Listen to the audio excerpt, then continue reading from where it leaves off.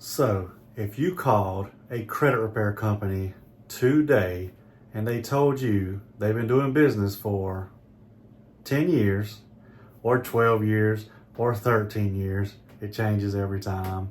Sorry, I got to add the scammer to my video. And they basically tell you what you want to hear over the phone. You're probably going to think that's the company you should go with. Okay, they've been doing business for 10, 12, 13 years. And even though it's never the same amount of years every time they talk about how long they've been doing business, in your mind, all you hear is the longevity of it, meaning they've been doing this for years, they must be doing something right. I mean, wouldn't you agree? But that's not always the case. There's no doubt in my mind that some people used to be good at credit repair, but now they suck at credit repair. Because credit repair is not like it was 4 or 5 years ago when these people could do these illegal credit sweeps and get these really good results for people. Those don't work no more. The bureaus have caught on. They know your scheme. They know these credit repair company schemes.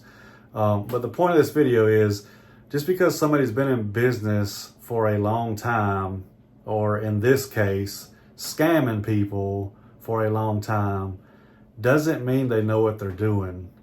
They also only show results from 4 or 5 years ago. So what does that mean? Well, it means 4 or 5 years ago, they were probably good at doing credit repair, but they never show results now. Do you know why? Because they're not good at credit repair. Or those foreign people that they're sending all your personal information to, they're not good at credit repair anymore. All these people want is your money. They're going to hop on a phone call with you, tell you what you want to hear, take your money, treat you like crap, and then block you. So just be careful when you sign up with these companies. Anybody can tell you what you want to hear over the phone.